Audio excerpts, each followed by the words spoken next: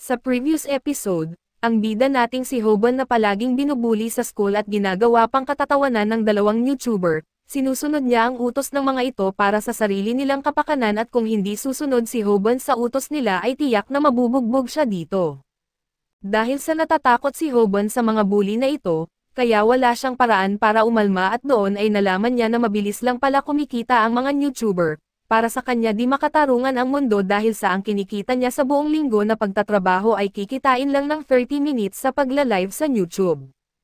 Gusto ni Hoban pasukin ang trabaho na ito hanggang sa dumating ang panahon, hindi sadyang nag-viral siya dahil lamang sa nangyaring bangayan nila ng isa sa mga bully at ito'y nakunan ng video sa pamamagitan ng 4K live camera. Naging sikat si Hoban overnight dahil sa video na ito at ang nakakatuwa ay kumita siya at ipinangbayad niya sa bills ng hospital kung saan nagpapagaling ang kanyang ina. At sa pagpapatuloy, ayaw talaga ni Tan ang mga kinukuha niya at ang tunay na layunin niya ay makita ang mga tao na nakikita ang kanilang mga kaibigan na binubugbog, gusto niyang maramdaman nila ang kawalan ng kapangyarihan at kahihiyan. Muling hinihingi ni Tan kay Hoban na ibigay sa kanya ang kanyang YouTube channel at humingi siya ng 50 sentimos. Nabigla si Hoban kaya't hindi siya nakasagot at sinimulan ni Tan na bugbugin si Snapper. Hindi makapaniwala si Hoban na bubugbugin niya ang isang tao dahil sa 50 sentimos at muli siyang humingi ng kanilang YouTube channel.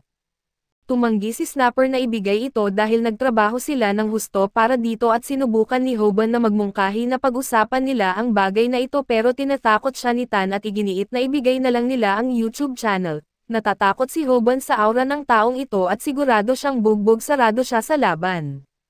Inisip ni Hoban ang pakikipaglaban pero alam niyang mabibigo ang kanyang calf kick at overhand hook. Alam ni Hoban na matatalo siya at ayaw niyang mabugbog kaya sinabi na lang niya kay Tan na maaari na niyang kunin ito. Lahat ay nagulat at sinampal ni Tan si Hoban habang nagtataka kung ano ang iniisip niya. Ipinaliwanag ni Hoban na gusto lang niyang tumigil si Tan sa pambubugbog sa kanila at inisip niya na ang mga atake nito ay walang epekto sa taong walang kahihiyan at hindi maramdaman ang kawalan ng kapangyarihan. Pagkatapos ay dinala ni Hoban si Snapper sa ospital dahil nabali ang ilang tadyang niya mula sa isang backkick lang ni Tauhan. Ramdam ni Hoban na nagagalit si Snapper pero ipinaliwanag niya na kinailangan niyang pumayag sa mga hinihingi ni Tan o maging mas malala pa ang sitwasyon. Gusto lang ni Hoban na ipaubaya ang natitira sa pulis pero sinabi ni Snapper na ayaw niyang isuko ang kanilang YouTube channel kahit pa mabugbog siya. Inamin ni Snapper na na-inspire siya nang lumaban si Hoban kay Paco, na ipinakita na kahit ang isang mahina ay maaaring gumawa ng milagro at kahit ang isang tulad niya ay may karapatang magpakita ng tapang. Nag-isip si Snapper kung wala bang pagmalaki si Hoban kaso walang problema si Hoban na sabihing wala siya nito. Ipinunto ni Hoban na ang pagmalaki ay hindi naglalagay ng pagkain sa mesa at bukod pa rito, si Paco ay isang simpleng siga subalit si Tan ay isang pro at inamin ni Hoban na natatakot siya dahil kayang-kayang depensahan ni Tan ang mga atake na pinaghirapan niyang matutunan. Ayaw lang ni Hoban na masaktan at humingi siya ng paumanhin at habang hindi niya alam ang gagawin, dumating si Lee upang bisitahin si Snapper at pilit ni Snapper na maging positibo at nagbiro siya na bubugbugin niya si Tan para makabawi kung mas maayos lang ang kanyang kalagayan. Nang papaupo na si Lee, sinabi ni Snapper na pagod na siya at gusto niyang mag-isa para makatulog at gayunpaman, pag-alis ni Lee ay biglang bumuhos ang luha ni Snapper at gusto sana niyang magpasikat sa harap ni Lee. Kaso sa halip ay nakita lang nito kung gaano siya kahina. Umiyak siya at sinabi na alam na ni Lee na isa siyang weak at hindi mapigilan ni Snapper na mahiya. Nakikinig si Hoban mula sa labas ng pintuan at inihalintulad ang sandaling ito sa kanyang karanasan sa harap ni Bomi at sa arcade. May mga lalaking natalo sa isang fighting game laban kay Tan at dumating si Hoban para palitan sila. Nagulat ang mga tao nang talunin ni Hoban si Tan nang hindi man lang natatamaan. Hindi makapaniwala si Tan at sinabing hindi naman talaga kahanga-hanga ang taekwondo. Ginamit ni Hoban ang natutunan niya mula sa unang aral ni Samdek na pagpatrabahuhin ang kalaban. Nagalit si Tan at iniisip ni Hoban na siya ay talagang natatakot at ipinaliwanag ni Hoban na naroon siya upang ibigay kay Tan ang YouTube channel. Kaso lihim niyang ipinapalabas ito ng live at pagkatapos ay binunyag ni Hoban na ibibigay lang niya ang channel kay Tan kung matatalo siya nito sa laban isang buwan mula ngayon.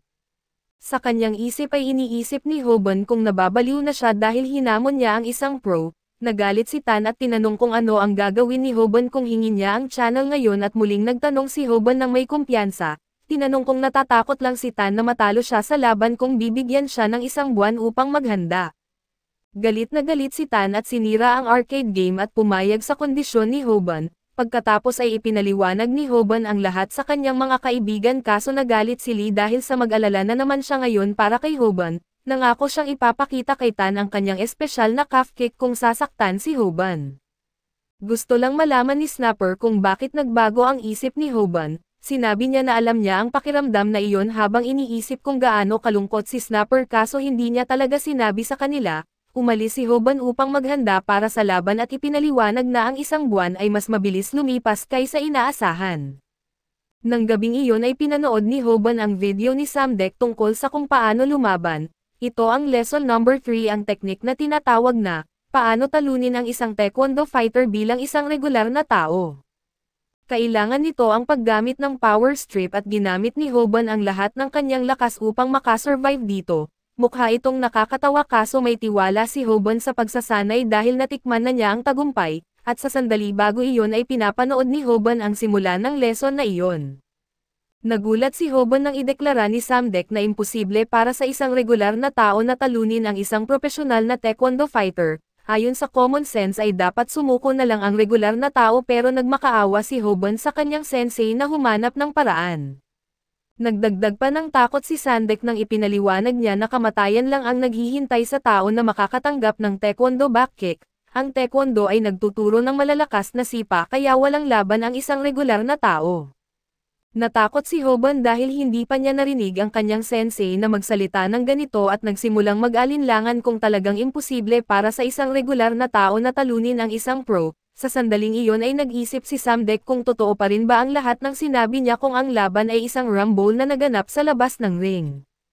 Ipinaalala niya sa kanyang mga manunood na tinuruan niya sila kung paano lumaban, hindi kung paano gawin ang martial arts at sa wakas ay ibinunyag ni Samdek ang sikreto sa pagtalo sa isang taekwondo fighter, at iyon ay gawing hindi magamit ang kanilang mga paa. Ipinaliwanag niya na ang footwork at mga sipa ng taekwondo ay walang silbi sa napakadulas at delikadong lugar. Ang bawat martial art ay may mga limitasyon batay sa kapaligiran kaya't para sa taekwondo, ang kailangan lang gawin ni Hoban ay lumaban sa isang lugar kung saan hindi magagamit ng taekwondo fighter ang kanilang mga paa. Nagsimulang mag-isip si Hoban at nagdesisyon siyang lumaban kay Tan sa isang maulan na araw at matapos magdesisyon ng lokasyon, pinapabalik-aral ni Samdek ang kanyang mga manunood sa kanilang calf kicks at overhand hooks, sinanay ni Hoban ang kanyang katawan tulad ng dati upang mas lalo pang mapalakas. Nagkaroon siya ng kumpiyansa dahil hahadlangan ng kapaligiran si Tauhan at maaasahan ni Hoban ang mga galaw na alam na niya, sa kasamaang palad ay ipinaliwanag ni Samdek na kahit pagkatapos ng lahat ng ito, hindi pa rin sapat para sa isang normal na tao na talunin ang isang profesional na fighter. Kahit na natugunan ang lahat ng kondisyon ang tsansa ng isang regular na tao na manalo ay 5% pa rin, gayunpaman ay alam ni Samdek ang isang galaw na magpapataas nito sa 40% at ito ay ang tackle. Ito ang galaw na kinaiinisan ng mga martial artist na mahilig sa sipa.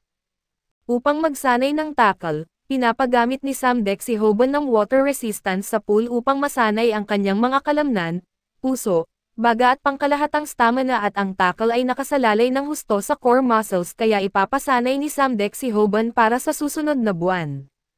Bumalik tayo sa kasalukuyan, dumating ang mga kaibigan ni Hoban upang hanapin siya at nagulat sila nang makita siyang nakabitin sa isang bar sa loob ng kanyang closet.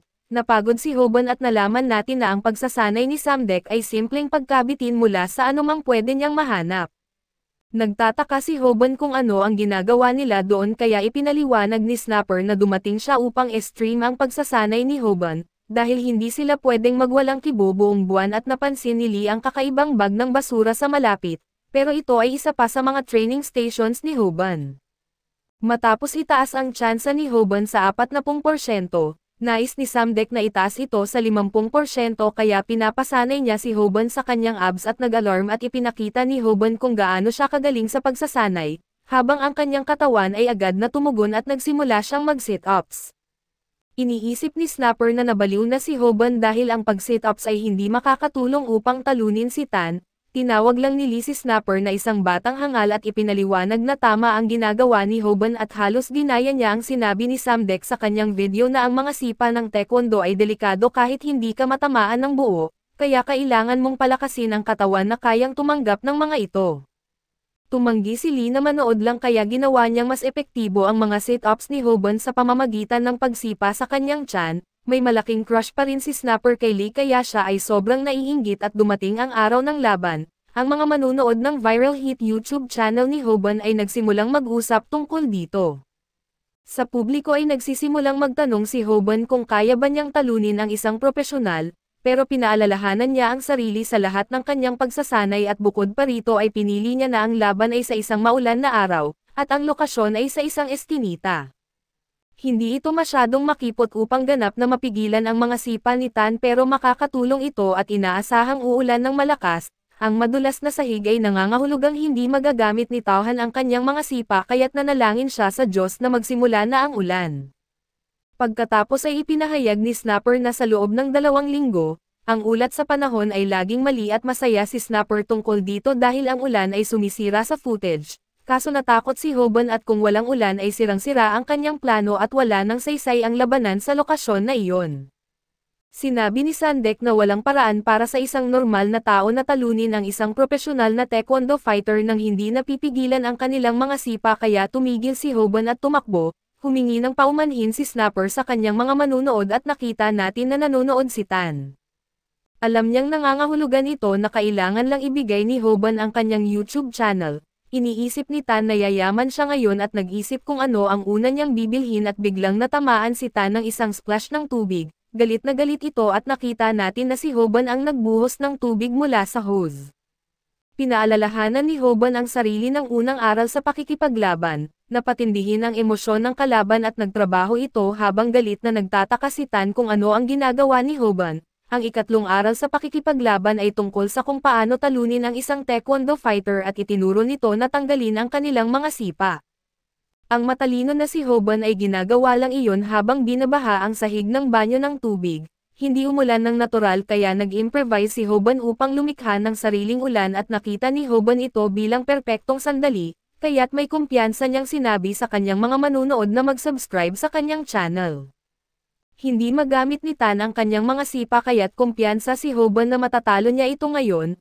Pero nagulat siya nang bigla siyang tinamaan sa mukha at naghahanda si Tan para sa laban at nagtatanong kung bakit inisip ni Hoban na sipa lang ang kaya niyang gamitin. Si Tan ay nagwagi sa maraming taekwondo tournaments at dating profesional na MMA fighter.